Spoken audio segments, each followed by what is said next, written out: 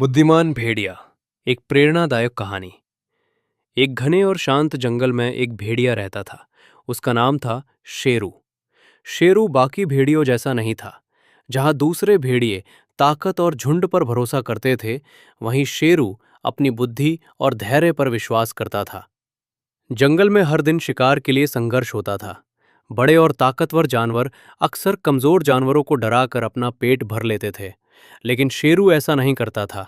वो सोच समझकर काम करता और किसी को बिना कारण नुकसान नहीं पहुंचाता था। एक दिन जंगल में भयंकर सूखा पड़ गया। नदी सूखने लगी, पेड़ पौधे मुरझाने लगे और जानवरों के लिए भोजन मिलना बहुत मुश्किल हो गया। सभी जानवर परेशान थे। भूख के कारण कई जानवर एक दूसरे से लड़ने लगे। शेरू ने देखा कि अगर ऐसा ही चलता रहा तो जंगल में कोई भी जीवित नहीं बचेगा। उसने कुछ करने का फैसला किया।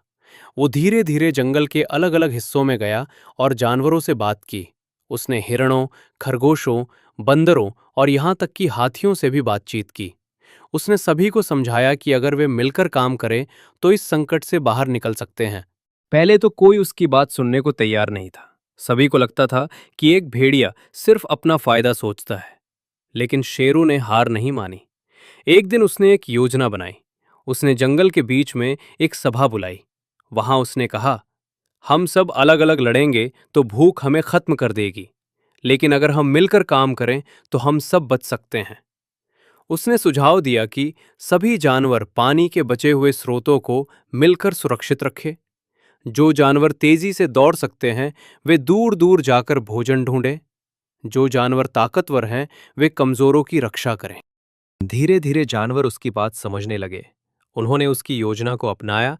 कुछ ही दिनों में हालात बदलने लगे।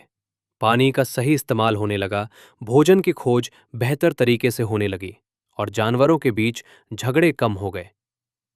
एक दिन अचानक जंगल में बारिश शुरू हो गई। सूखा खत्म हो गया और हर तरफ हरियाली लौट आई। सभी जानवर बहुत खुश थे। अब सब समझ चुके थे कि शेरू सिर्फ एक भेड़िया नहीं बल्कि एक सच्चा नेता है। हिरण ने कहा, हमने तुम्हें गलत समझा था।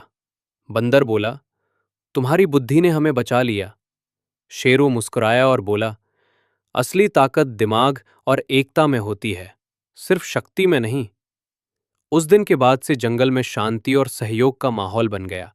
शेरू को सभी जानवर सम्मान देने लगे। सीख: बुद्धिमानी, धैर्य और एकता से सबसे बड़ी मुश्किल भी आसान हो सकती है।